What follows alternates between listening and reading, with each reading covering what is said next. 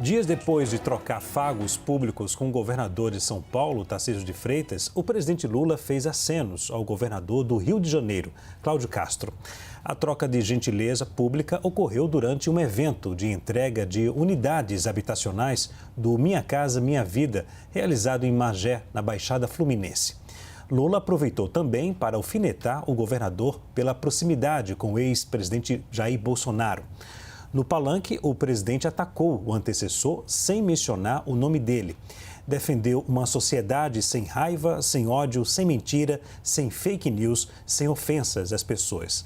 Na próxima quinta-feira, dia 8, o presidente Lula deve subir em outro palanque de um governador ligado a Jair Bolsonaro, Romeu Zema. Em Belo Horizonte, Zema vai acompanhar uma apresentação dos ministros sobre ações do governo Lula em Minas Gerais. A CNN, aliados do presidente Lula, veem nesses gestos uma tentativa de furar a bolha bolsonarista e isolar o ex-presidente Jair Bolsonaro.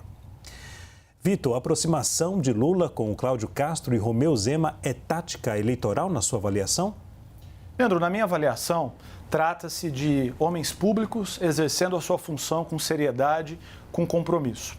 Nós assistimos nos últimos 4 anos uma polarização que extrapolou o campo de debate, o debate das ideias. No mundo como um todo, sobretudo no mundo ocidental, nos Estados Unidos, na Europa, é muito comum que as eleições sejam resolvidas, sejam definidas por uma margem pequena de votos. O que nós assistimos, perpetuado pelo governo anterior, do ex-presidente Jair Messias Bolsonaro, foi a extrapolação dessa polarização, de modo que o adversário político ele se tornou inimigo político, e isso é prejudicial para a democracia, para a convivência das diferenças. Durante os últimos 4 anos, nós nos desacostumamos a ver pessoas que pensam diferente, convivendo de maneira civilizada, no mesmo espaço. Mas isso é fundamental e é natural num regime democrático. Não é a primeira vez, esse não é um ato, um gesto inovador do presidente Lula. Durante os 2 primeiros mandatos do presidente Lula, ele fez uma série de visitas a governos que naquele momento eram de oposição, né? Por várias vezes visitou Minas Gerais quando o governador era Aécio Neves. Visitou o estado de São Paulo, quando o governador era Geraldo Alckmin. Tem uma foto emblemática, né, do atual ministro de Relações Institucionais, Alexandre Padilha, à época ministro da Saúde, aplicando uma injeção no então governador Geraldo Alckmin. Era esse o Brasil que nós estávamos acostumados, em que a diferença convivia de maneira civilizada. Acontece que nos últimos 4 anos isso se perdeu. O ex-presidente Bolsonaro brigou durante 4 anos com o ex-governador João Dória. E quem perdeu com isso foi a população de São Paulo. Durante 4 anos, o ex-presidente Bolsonaro discutiu com o agora ministro do Supremo Tribunal Federal, Flávio Dino. E quem perdeu com isso foi a população do Maranhão.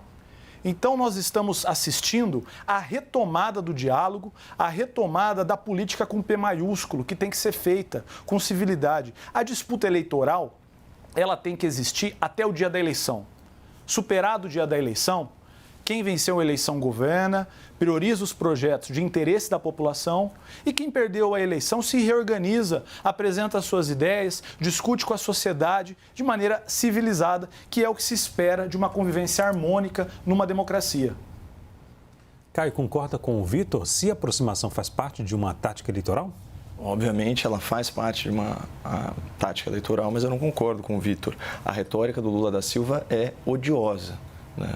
Esses eventos mostram que Lula simplesmente faz pose de estadista, né, se aproveitando aí de uma ação pragmática por parte dos governadores, mais interessados, obviamente, no orçamento federal. Talvez alguns deles, de fato, sejam estadistas, especialmente o ex-ministro Tarcísio e o governador Romeu Zema.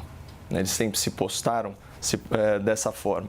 Mas, enfim, falando da retórica odiosa, Lula da Silva é aquele que diz que determinadas pessoas precisam ser extirpadas, né, por não concordar com as autoridades judiciais. Ele também fala que só vai estar plenamente satisfeito quando um opositor político, senador da República, se ferrar. Não vou aqui repetir a exata terminologia que ele usou. Ele fala que a ditadura na Venezuela é uma narrativa, né? Enquanto isso, ele no palanque, né, e nos slogans do governo fala que o Brasil voltou para quem?